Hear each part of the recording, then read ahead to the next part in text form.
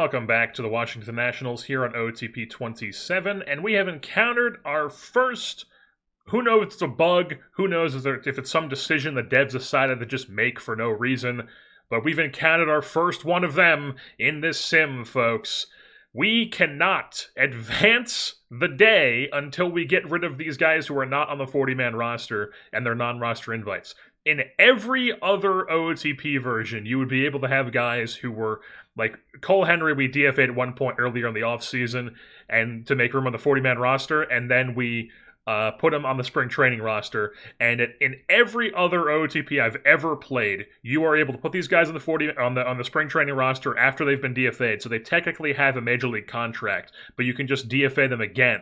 And that's what we've done, but for whatever reason, it only lets you put them on waivers. It does not let you DFA them again, even though I DFA'd them like over a month ago.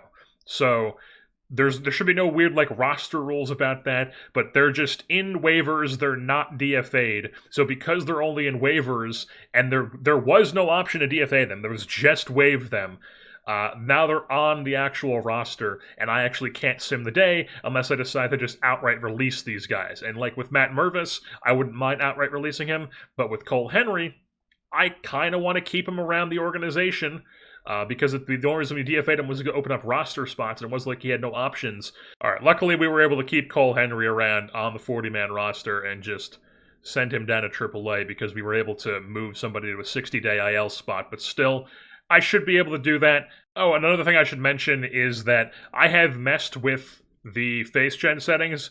You can see this is on because it says you have to restart the game. So I've turned this on here. I've turned this on in the main menu of the game.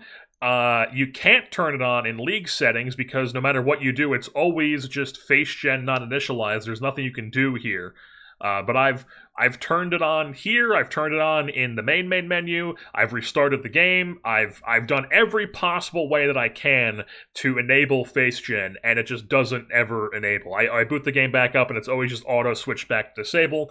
I don't know if that's something the devs have just turned off because it was. I know at one point it was fucking with an actual memory leak that they determined, but I don't know what. But for now, maybe forever, face gen is off. Alright, so we're going to do a bit of a check-in here. It is April 28th, and you can see we're coming off a 1-15 loss to the New York Mets here. Things have not been going well here in the month of April to start the season for our Nationals. It has not been what we hoped we would have gotten off to a start here. I mean, just a lot of not great stuff going on. The pitching has been horrible, the bullpen specifically. The starters have been a little bit better, giving up way too many runs. The home runs, weirdly enough, not giving up a ton of those. Striking out a decent amount of guys, playing decent defense, but the pitching is just not getting it together. And then the hitting, we're getting a decent amount of total hits, but we're not doing anything with those hits. If we take a look at some of our hitters here, and we sort by WRC+, we've got Harry Ford's gotten off to a great start. That's fantastic to see. Even Keibert Ruiz somehow as a backup catcher. James Wood has been, like, okay. Dylan Cruz has been okay. And the same with Amador. Everyone else has been below league average. That's a big bummer with guys like Talkman, who's in a platoon. Tana, who's in a platoon. House, who's in a platoon. Tolia. Nunez, we expect him to be about there. Lyle's been disappointing.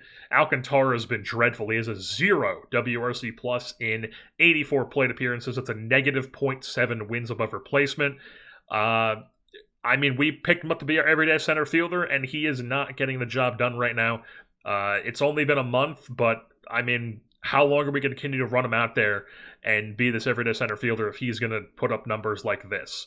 We'll probably give him a few more weeks, but if he can't show some sign of life, like heading into May, then we're not going to be able to keep playing him. And then over on the pitching side of things, we've gotten, just take a look at the starters here. Cavalli's been fine. Fluky's been fine for a guy who's 22. Dustin May's been terrible. Prelip's been fine. Susana's actually been really good. But Dustin May, a big-time no-no in the staff right here. He's got he's got a 9.2 ERA, 4.7 FIP. The FIP's not that bad, but the ERA is just dreadful. The home runs aren't that bad. He's walking a bit too many guys you would expect for somebody like Dustin May. Fly ball percentage is crazy low. He's an extreme ground baller, though. Soft percentage is it's pretty low for what you'd expect for a guy like that. But maybe he's just getting BABIP'd. Yeah, his BABIP is running quite high, so he could just be getting a bit unlucky here, and we're hoping that that comes back down to earth as the season goes along. But then taking a look at the bullpen, Jason Adam in a high leverage role has been not great. It looks like he's been giving up a bit too many home runs, and the BABIP is running extremely hot for him. Alvarado's been good. Beater's been good. Doval's been terrible in his closer role, giving up way too many home runs, and the BABIP's running hot. Same with Luke Little. Morejon's been fine. Perales in a low leverage role is getting rocked with the ERA, running a hot BABIP. And then Perez has been fine as well. So a lot of guys running hot BABIPs, which is weird because we have a good defense. Like 7th in ZR, 5th in errors. I guess the efficiency has not been great. So yeah, I don't really know what's going on there, but the pitching definitely need that. Everything just needs to be better at the moment. Everything needs to be better. Another quick little check-in here. We are in late May. It's May 27th, and things have been going a bit better. You can see we're 4 games out of first place now. The NL East division has been quite tight this season. I actually have not looked at our expanded standings. We're plus 1 run differential, and we're got -3 in the Pythagorean, and the Pythagorean expects us to be above 500. So pretty solid, pretty solid. In our last 10, we're 8-2. That's weird. We've been starting to turn things around here. 1-run games, though, not having the luck we had last year. We were good in 1-run games, it's just bad everything else. Not really sure what's going on there, just getting unlucky. And then we've been dreadful on the road. But if we take a look at our schedule here, you can see here basically ever since like mid-May, we've really started to turn things around. We swept St. Louis. We took 2 out of 3 from Baltimore, and then took 3 out of 4 from Atlanta, and now we're taking on the New York Mets, who are currently at the top of the division at 27-24, and that is a 3-game set before we're heading to Baltimore for a road trip to start off June. So let's just see how this May goes here against the Mets here at home at Nationals Park. We got Cameron Flukie going game 1. And we lose 1-0. Just fantastic stuff. Cameron Flukie goes 5 1/3. Adam goes an inning and 2/3. Morejon goes 2 innings, gives up a no run. So it was just the only run that was Flukie gave up. And the offense does literally nothing for us. So we move things on to the next game.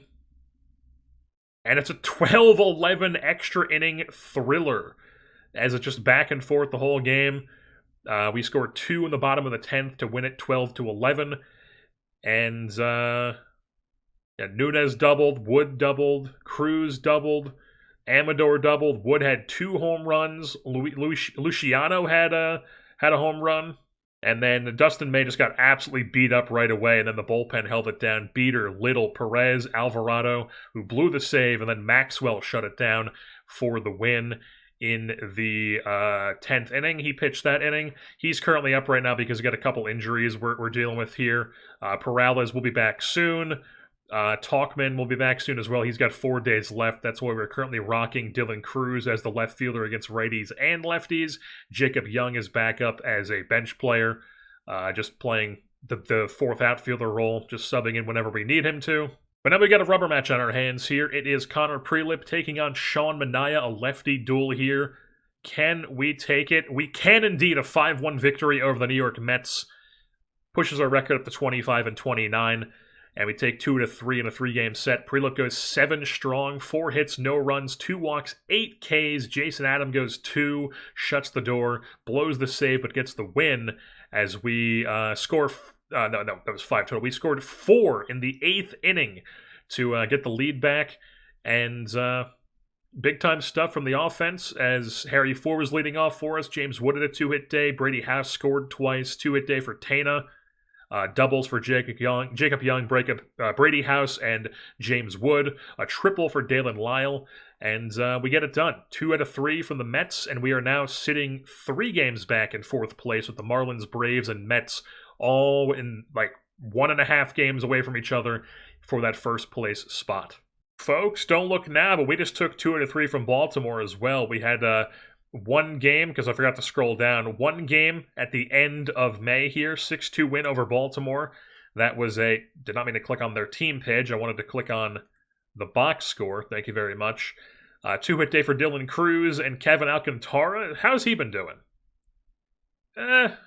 58 WRC plus, but he started off so slow that, May, June, definitely been better. So we're hoping he can keep improving and keep being our center fielder here. He's been serviceable enough in center field to where we can feel comfortable with him out there. And then we've also got Kurt Cavalli went 5 innings, Beater and Maxwell closed that out.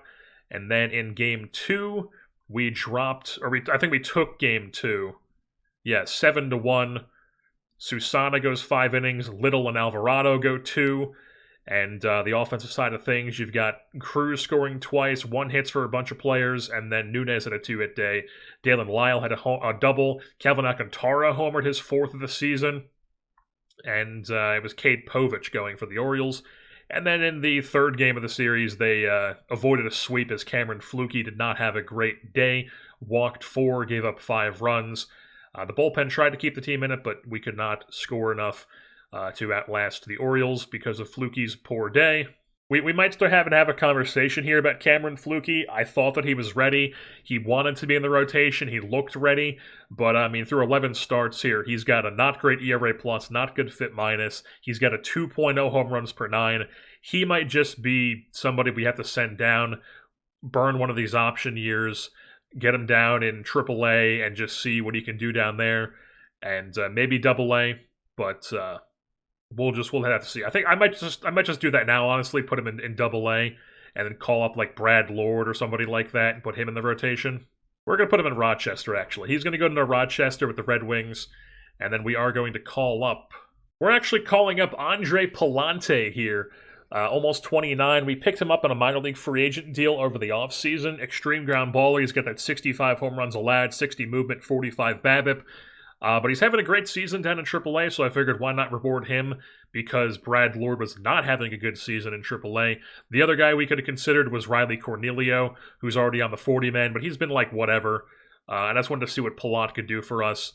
We also have Ryan Feltner on our AAA team, and he's been pitching pretty well down there. So we've got some decent, veteran-type guys down in AAA, and we figured we would reward Palante, as he is now in our rotation. Also, I could have sworn forever that if this was pronounced Palant, but I recently listened to or watched a Cardinals game when he was throwing, and they were calling him Palante, so I guess it is Palante. I personally don't think that the 18th grandson of Harry Carey, whichever one does their games, is a very good broadcaster, but I would hope that he at least knows the players on his team's last names. We just dropped a game of the Chicago Cubs in 17 innings, and it was back and forth. Top of the 15th, we score 1. Bottom of the 15th, they tie it back up. Top of the 16th, we score 1. They tie it back up. We don't score in the 17th, and then they score in the 17th. Just a brutal way to end it. 17 innings in an era where there is a runner starting at second base. Look at all these innings where nothing happens in extras with a runner starting at second base. That's crazy. 7 ABs from Nunez, 8 ABs from Ruiz and Jacob Young. Just a crazy, crazy game. Prelip only goes 2 2/3. Their starter only goes 3 2/3, and despite that, still 17 innings. Alvarado goes 3 innings. Doval, Perez, Beater, Luke Little, Zach Maxwell, Jason Adam, and then Adrian Morejon was the one who blew it in the 11th or the 17th rather. Just a crazy amount of pitchers. Luckily, we do have an off day the next day, but this next day might be not great. Who do we have going this day? We've got Palat. It's Palat's first fucking start as our starter, and the whole bullpen is burnt. And is Peralez ready? Peralez is ready, so I think we're going to go right away and send Maxwell back to the AAA because that's what we've been doing. And just get another fresh arm in the rotation here. And hopefully that's fine. Well, folks, it wasn't fine, as Palant and Peralez both got rocked. 5 walks, 3 runs for Palant, 2 walks, 4 runs for Peralez, and Michael King was phenomenal for the Cubs as we dropped that one 7-1. And just like that, we're all of a sudden looking stinky poo-poo again, back down in the bottom of the division. The Marlins were just dead last. Now they're one. No, weren't they up here? I don't remember. I don't remember who was below us. I thought it was the Marlins. Maybe it wasn't. But this division's all over the place. We're still in it, obviously, but, we were starting to climb. Now we're starting to fall a bit more. And the other thing with these tight divisions where nobody's really separating is that the second place team probably isn't going to be a wild card spot. You can see here, 3.5 games out of the wild card spot is the second place team. So it's still a chance, but as of right now, a team is going to have to win this division to make the playoffs, and we're trying to get to the playoffs this year. But it may not happen with how things have been going. But we're gonna hope things can improve. Alrighty, folks, it is July 11th, and you know what that means. It is time for the first-year player draft. Before we get into that, it's time to go over how our Washington Nationals have been doing so far in this 2027 campaign. And as we know, it has not been great. We're currently sitting last place in the NL East, 8.5 games behind the Mets, who are in first place, Braves, Marlins, Phillies behind them. We take a look at our expanded standings, and we are a minus 23 run differential. So, not among the worst teams in baseball, but also not exactly good either. The Royals are minus 152. I mean, Jesus Christ, it's July. That's crazy. I mean, holy shit, that's horrible. I'm just seeing that for the first time. That's crazy. But only minus 23 for us. The one-run games are starting to get up there a bit more. 3-7 in our last 10. We've been playing some really terrible ball as of late. If we take a look at our injured list here, Sandy Alcantara, currently on a rehab assignment. He's gotten 2 appearances down in AAA. He will be back he should be on our big league team here soon. So probably a couple more days of rehab assignment down in AAA, and he'll be back from his torn back muscle that he suffered in spring training after 1 game in spring training. We also have Dalen Lyle, who's going to be back in a couple days. He had a mild shoulder strain. He's had an up and down season where April he was good, May was not good, June was not good. But I think towards the end of June he was starting to be on fire, if I'm not mistaken, because I remember when he got hurt he had like a fire sign next to his name. But, he has not been that great this season. And that's been our big woe this year is the bats. If we take a look at our team stats page, the pitching and defense haven't been terrible. The ERA, you'd like to see it be better. We got 7th with starters. The bullpen is 11th, 8th in runs allowed, 9th in WAR, 3rd in hits allowed, though, 2nd in opponent's average, 1st in BABIP, 3rd in home runs allowed. It just we're walking too many guys and we're giving up too many strikeouts, or we're not striking out enough people. We are at least not giving up home runs and not giving hits, and we're playing some good defense. So we'll take that. That's eventually going to result in a really good pitching staff once we get better arms and just, things start developing more. We're just trying to patch things together as we go here. But the pitching and the defense, you can see it starting to take place. While on the hitting side of things, I mean, really nothing is going well for us. We don't exactly have the best players hitting-wise. We've kind of just totally I feel like when this team started, the hitting was a bit more advanced than the pitching. Neither of them were in good place. But right now, I feel like the hitting is much, much more behind. I should say the pitching is much, much more advanced than the hitting, while the hitting is definitely lacking behind here. If we take a look at WRC, we'll sort by wins. Harry Ford's been our best player. He's a 3-win player, 122 WRC plus, 20 doubles. Not hitting any home runs, but he's doing his job. He's been a good catcher. He's hitting enough doubles, and he's leading off for us against righties and against lefties. So Harry Ford, he's probably a guy we're going to look to extend this offseason. If I go to extend him right now, I'm not going to mess around with this, but we'll probably try to give him some sort of extension this offseason, lock him up as our catcher, because he is quite good. These percentiles, not really great, but the run value, the base running, and the fielding run value, all quite good. I don't really know how accurate or how much I trust these things in this game, but if I saw this in real life, I'd be like, that's kind of worrying. But he's getting it done anyways. He's a 3-win player. And then behind him, it's been a bunch of absolute garbage. You can see here Nunez is our second player when it comes to wins, 1.6, horrible offensive player, but very, very good defensively at shortstop. And then it's Dylan Cruz, who's got a 1-win, 110 WRC plus. He's playing both ways at the moment. against righties and lefties, but he's definitely still much better against lefties than against righties. But he's you know, okay-ish against righties, I guess. Better than he was last season. We're hoping he can continue to keep improving for us. One thing that's been worrying, though, is he's been really bad in defense. I don't know how you're that bad defensively in left field, but he is.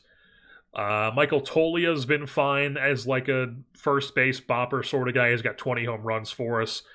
More home runs than James Wood does, because you can see here he's down here with a 112 WRC plus, which is about what Dylan Cruz has, but we're expecting Wood to be better than that. We want him to be a better player than a 112. I remember last year he got off to a slow start and it took him a bit to get going. Hopefully that's the case this season again, but James Wood, another guy who definitely not as good as we would hope him to be, especially since he's just like a DH for us at this point. Might have to end up being a first base at some point. We'll have to see.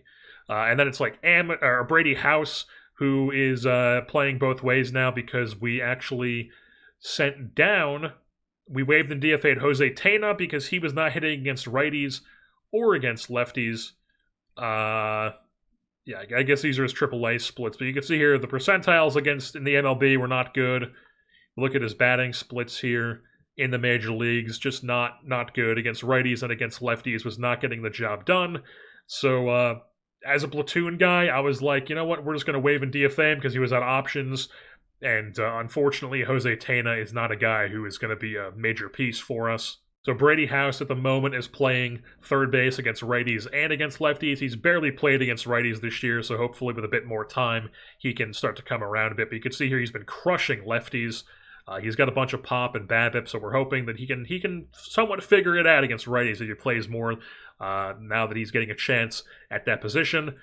But then everyone else, not really anything to speak for. We got Amador, who's no longer starting, or he's getting some time still, which we'll get into in a second here, because we've called up Seaver King, who has played 7 games, has gotten 20 plate appearances. He was in AAA doing his thing, so I was like, he wanted to get called up. That was his expectation. So I was like, fuck it, let's call him up here. Put him in the big leagues. We could get any help we could take any help we can get. So Seaver King up in the big leagues. We've currently got him playing second base, with Amador playing every third game against righties and against lefties. And then anybody else? Keibert Ruiz has still been solid as a backup catcher, which is weird. Mike Talkman, not really been what we would hope for him this season, but my plan for Robert Hassel to take over for him if he was struggling has not been great, because Robert Hassel is still not developing that gap power or eye, and he's just not getting it done in AAA. So what makes me think that he would come up to the big leagues and be able to hold his own there? Nothing really. You can also see we've sent down Alcantara because he was just continuing to be terrible. Right now, the C.J. Abrams trade is not looking great because the main piece was Alcantara. The second piece was Luke Little, and he has not been a great bullpen piece for us either. So, C.J. Abrams, what is C.J. Abrams up to? This Abrama. What am I typing? Jesus Christ. C.J. Abrams is like a around league average player, slightly above league average at the bat. He's actually playing shortstop for them, it appears. No, he's probably DHing. I guess he's DHing. Yeah, he's their DH. Cool. And then the rest of the hitters here, Jacob Young's playing everyday center field just for his glove at the moment, obviously. He's fine enough in center field. We're hoping this BABIP eventually comes into play, but so far it has just not been the case. His average is still not great. OBP is never going to be great. And then Jay Allen's up as just like a backup outfielder at the moment because Dalen Lyle got hurt. And then Dylan Moore is actually on this team. We signed him in the offseason as a minor league free agent with the possibility of him being... The plan was for him to be in the Marco Luciano role as the backup second baseman / backup outfielder. But Luciano was terrible, so we sent him back to the Yankees. We got him in the Rule 5 draft. And now Dylan Moore is up on the big league team here. He was playing well in AAA, so I was like, why not give him a chance? And he's just all over the place on the depth chart. You can see here against righties, against lefties. He's playing right field for us because Dalen Lyle got hurt, and I don't want Talkman playing against right-handed or left-handed pitching. And then on the pitching side of things, we'll sort by innings pitched. Connor Prelip has been our best pitcher here. He's a 3-win player. He's been really good, a 69 FIP minus, so that's a 289 FIP. He's got a 14.7 K- walk. He's got a .4 home runs per 9. He's been really, really good. He's definitely a guy we're going to possibly look to extend this offseason because he's just been that good. Dustin May, been whatever. The ERA not great. The FIP around league average. Yarlin Susana has been very disappointing. I was expecting bigger things from him with how he was pitching last season, but the K rate's gone down, the walk rate's gone up, and the K- walk is terrible. The whip is terrible.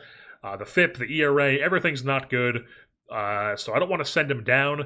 He expects to be in the bullpen now. He was expected to be a starter. Right now, we're rocking him as a follower. That we just made that change to where Luke Little's going to be the opener paired to him. We're going to see how that goes for a bit, but for now, we're going to see how it goes. But we are going to have to figure out where to put Alcantara in the rotation. It's probably going to be for Peralez. Probably drop Peralez down to the bullpen. Maybe for Susana. We'll have to see. The pitching is not really my main worry, though, when it comes to this team. As we move things on to Cade Cavalli, who's been quite good for us. Really good ERA. Slightly better than league average, FIP minus. Decent enough K- walk. Jason Adam has lost his spot as one of these 3 setup guys rather than 1 closer and 2 setups. And now Alvarado has taken his spot. So it's Alvarado, Doval, and Morejon as the 3 setups. And then it's Perez, Beater, and Adam as the next tier. As you can see, Beater's been fine this year. Peralez has not been great. Morejon's been fine. Nothing too special. Alvarado's been really good. Luke Little, he's been fine in a low leverage role. Doval has definitely struggled, which is definitely a big thing for us because we've signed him to a longer-term deal than some of the other relievers that we signed. And then Cielna Perez has actually been really good. Once again, for some reason, somehow, he's been figuring it out. And then Granillo's been back. He came back from his elbow inflammation that he got in spring training, and he's gotten an inning and 2/3 pitched. Not going to judge him based on an inning and 2/3, but he was the guy who was like our only good reliever last season, so I figured I would reward him with a spot in the bullpen. But if he continues to not pitch well, we will just be setting him down, obviously. Little check-in on Cameron Flukie, though. He has not been getting the job done in AAA, so that's definitely unfortunate to see. I don't really want to send him down to AA, but we might have to just to kind of be like, hey, man, get your bearings, because I don't want to just destroy his confidence. But, I thought he was ready. I thought he was ready to go. I guess maybe not. And the big thing with our lack of bats is we don't really have any major league ready bats who could be like true difference makers at the positions that we have openings in, like Philip Glassers. Not a guy who's been even doing anything in AAA, and we're not going to call him up and expect him to be giving us what he gave us in the first half last season. Yohan de Morales is not really doing anything in AAA, but he's a guy who could possibly give us something. Maybe we call him up at some point. Who knows? I've already talked about how Robert Hassel is not developing this gap power or this eye, which is definitely a problem because we need that to start developing. We've got Ethan Petrie down in AA, who is putting up a decent season in AA as a 23-year-old, just turned 23 recently. He's got some really good percentile rankings here, but not quite ready for the big leagues. And that's also the same thing with Eli Willits, who is in AA as a 19-year-old, almost 20. The percentile rankings aren't great. He is playing very good in the defense. He's got some decent walk percentage and strikeout percentage. He's been holding his own as a 19-year-old in AA, and he's going to keep developing, but also obviously not ready for the big leagues. And that's really the thing with the hitters, is we don't really have anybody who's ready to come up and hit at the big league level right now and really help us at that level. We do have some pitchers in AA who are intriguing, though. Hunter Dietz, he's been solid enough, like average in AA this season. Definitely still keeping an eye on him. We've got Jackson Kent, who's been really good in AA with the FIP this season. We're keeping an eye on him. He is fragile, unfortunately. We also have Alejandro Rosario, who has been pretty good in AA this season. We're keeping an eye on him. RJ Sales has been pretty good in AA. He's, not really too special, but he's a guy. And then Travis Sikora is somebody who we think could be quite good for us indeed. The 1% breaking run value is odd to me. I guess he just doesn't really have a breaking pitch. He's a fastball slider splitter. But I mean, the slider's a breaking pitch, so I guess they think his slider's terrible. I don't know, but he's been really good in AA. He was good last year in High A, and starting in rookie ball last year. Oh, this was 2025, rather. No, he missed all of last season. Yeah, he was recovering from a torn UCL last season, missed all of last year, and now back from that torn UCL, he's in Double-A, just ready and roaring. He's definitely close to the big leagues. He could be a guy we see in the big leagues at some point.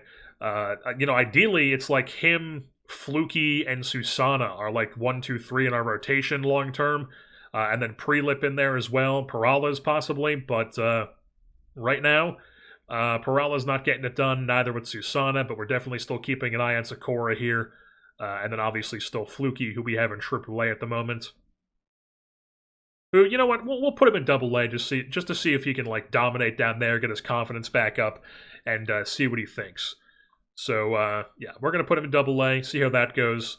But we actually have another solid pick this season. We are picking 6th. We were 5th when it comes to records. We dropped down 1 in the lottery. So we have the 6th overall selection here in 2027. Let's get into it here. Number 1 overall to the Miami Marlins is Andy Dookie Rao, a high school pitcher out of a, I can't imagine North Beach is a Washington high school, but maybe it is. I can't really... It is. Okay, never mind. Ocean Shores, Washington, 1-1 to the Marlins. Looks like he's going to be insane if he develops. And now here, 6th overall, we have our scouting director thinks we should take Alex Matador Roos, who very much looks like he could be insane if he develops, but he's also very expensive. But we also have a shit ton of money put in our budget because we cranked up all that extra budget room into our draft budget. So we could go after him if we wanted to. A lot of 80s here. Yeah, this guy, $9.5 million demand. This is also the hitter's view. So the pitcher's view. Yeah, I mean, that's a lot of blue going across on these. Only 40 stamina, but still that's good enough. He's a ground baller, which we love. What about college players? I mean, that guy, he could come to the big leagues, like, quite soon. So, yeah, maybe he'd be the guy we look at if we want to go closer. But we already got some arms. What about the bats? College bats, of course, already drops down to a 65. We don't want to take this guy 6th overall. I mean, he looks like he could be a really good power bat, but he's got some really big swing and miss issues, which I'm not a fan of, and he has no position. We've got enough of those guys, and there's just really no college bats, which sucks. And then even the high school bats are just much worse than the arms. Big time swing and miss on that guy, and he's not really a catcher. Yeah, no, I think we have to go pitcher here. It's just, you know, we would like to go bat, but it is what it is. And it's either going to be Dax Whitney or Ruse. Like if I go starters here. I mean, that guy's got really good. He's got the holy trifecta here with adaptability, work ethic, and baseball IQ. He's also a ground baller. This guy's got the holy trifecta plus leader. That's really good. But this is very low. So there's Rouse. Or there's Huff. Let's compare these two guys. Yeah, it's Rouse. Rouse is definitely the better of the bunch. And then Rouse or... was it this guy? Yeah, I think it was this guy. Rouse is better. And then Rouse and Whitney. So, like, Rouse has the higher potential, but Whitney is 21 and he's already a 45 overall. But Rouse is a 40 overall as an 18-year-old? Yeah, he's a 40 overall as a 19-year-old. So he's at some San Diego academy right now, committed to University of San Diego. I think we got to go with him just because he's younger and, like, yeah, Whitney's got the 45, probably closer, but Rouse looks like he could be absolutely insane. I think we have to go Rouse here. So Rouse is our guy. He's our dude. We're taking him. We're going to meet his demand. Lock that in. Number 6 overall, Alex Rouse. Move things on to round 2. Whitney is no longer here. We do have this Josh Abrams guy who's a movement and control pitcher. No, could be interesting. He's from New Jersey, too. Or no, that was the wrong guy. He's from New Jersey as well, although it looks like he goes to a Pennsylvania high school, one of those sort of guys. This guy doesn't have great movement or home runs allowed. What about bats? What about bats at this point? Is that college guy still here now? Yeah, college bats are just already cooked. They're already down to 50 potentials.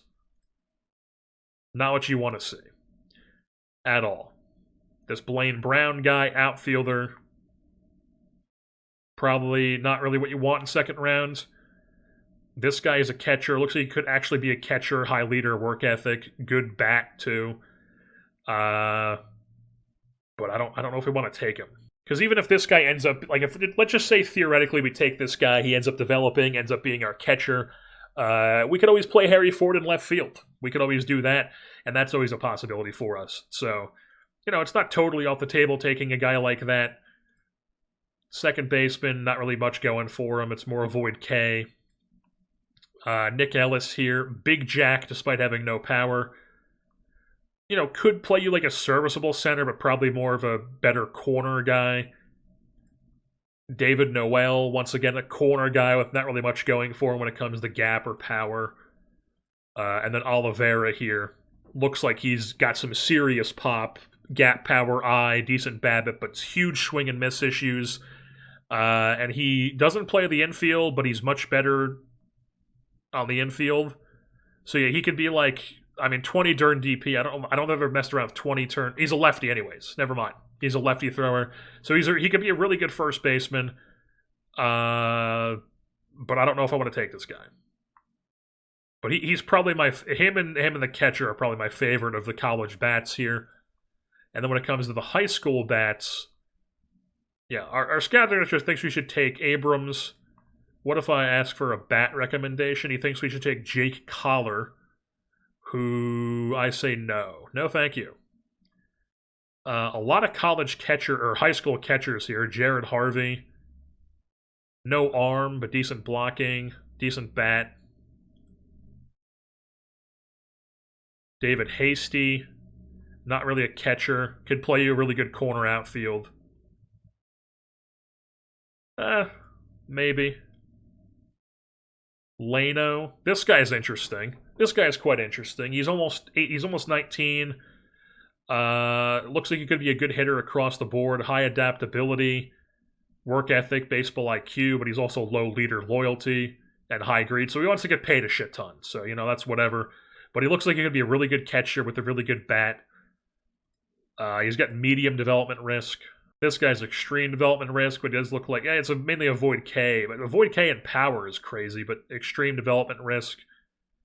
Honestly, that's something I should have on this page. But, of course, there's all this empty space here, so it's going to keep digging into all these. This guy, like, his bat profile and speed profile I'll love, but he's totally positionless. So, yeah, honestly, I think Leno is who we want here. If we go bat, it's going to be Leno. Yeah, I guess if we go pitcher, it would be Josh Abrams. But this is very low. I don't love that. So I think we're going to go with the bat. I think we're just going to go with the bat here. Mr. Rich Leno. He's going to be our selection here. Second round pick. Catcher. Lock that in. Meet the demand. Move things on round 3. And we still got some college dudes here. So that college catcher's still here. So is this college first baseman / corner outfielder. Not really a corner outfielder, though. More of a first base DH type. He could be an option. I think I definitely want to go bat here, even though I'm not a big draft for need guy. I just feel like it's such a big need for us. We should be looking at it. He's a reliever. This Amato guy is interesting. High school arm. Puerto Rico. Very low there once again with the scouting accuracy. Medium development risk. This guy's got a similar profile. He's a lefty. Medium, but we have more of a high scouting accuracy on him, and plus he's got better personality. So, yeah, better movement, same BABIP, better home run rate, same control, but just a little bit more stuff with Amato. But I just feel like stuff doesn't really matter too much when you're a guy with this sort of profile. You're not expecting this guy to strike out, either of these guys to strike out a ton of people anyways. But the pitches themselves are better with Amato. But this guy's a lefty. Engber. And then what does the stamina look like? 5 better stamina for Engber. So not like too much of a difference there. But I think I would prefer Engber because he has high leader, loyalty, work ethic, low greed, and then Amato has just low adaptability. So yeah, if I think we go pitcher here, I think it's going to be Engber. This Flanders guy, what's he looking like?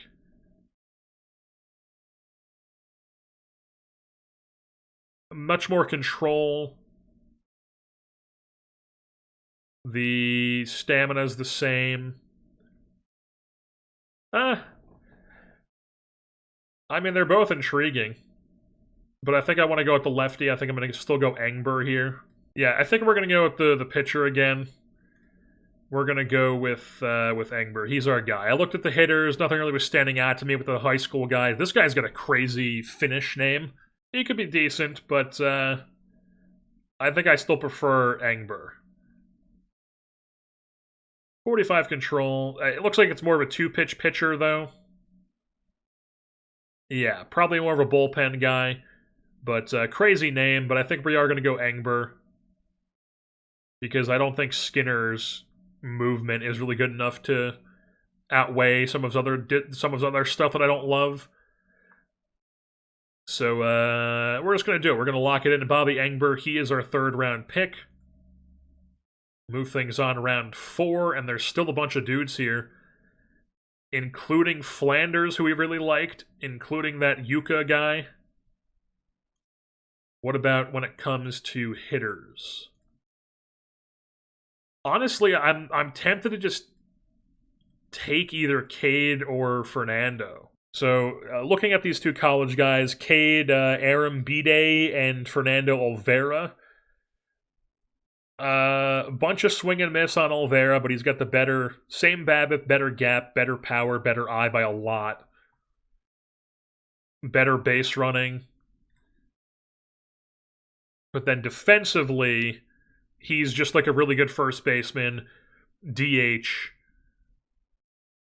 whereas Cade could be an actual catcher for you, probably. Like I said, I don't usually draft for need, but just because we already took that catcher, even though he's a high schooler, I think I am going to prefer Olvera here as a potential, difference maker bat in our lineup. So we're going to take him at a Merrimack, meet the demand, move things on round 5. Cade is still here, and I think we might just not even waste any time and just go for him. Unless there's a pitcher standing out that I like. Any college arms, reliever. Yeah, none of these are Lewis Taylor. Canadian. What about just any player available? There's still some 60s here. That Yuka guy is still here, but these are high school guys. They're so far away. This Flanders guy who I liked. So I think we're going to go with that college catcher. We're going to go with Cade. Lock him in round 5. Move things on round 6. Go back to looking at those arms. And, of course, the guys that we liked are all gone. Cool. But there's still this dude. This dude's not bad. Josh Yorkin. That's some crazy stamina hold runners and sack bunt. This guy is not too bad either. Brian Landis. I don't love this guy. I don't love that this guy's a 70 simply because he's got stuff. Like, his control and movement make him completely useful. Make him completely useless, rather. Yeah, I don't love that. Skinner here. No. Trevor Baum. Is that a real guy, Trevor Baumler? I feel like that's a real guy. But yeah, he's the only 50 college guy left. What about hitters? There's only a couple of them. There's that Noel guy and Mike Brown. So yeah. We're going to take either Yorkin or Landis. Yeah, Landis is the better pitcher, but more stamina for Yorkin, though. He's got that high control. He's got the 55 movement, though. Let's take Landis. Lock that in. Move things on. Yorkin's still here. Let's just take him. Boom. Lock that in. Move things on to round 8. and we're still looking at dudes that are this good, even if they are high school players. Let's look at some of these college arms, shall we? Or college hitters, rather. Any, like, big boppers? John Grover. 60 power, high leader, 60 range. Could give you some really good corner outfield with some pop. That's interesting. That's interesting for sure. This guy's only a 40. I wouldn't take him here. There's only some 45 college dudes left. So let's just take Grover. Hope he can develop into a power bat for us. And now we're here in round 9, and I'm seeing this high schooler Frank Moore with some serious power, high work ethic, baseball IQ.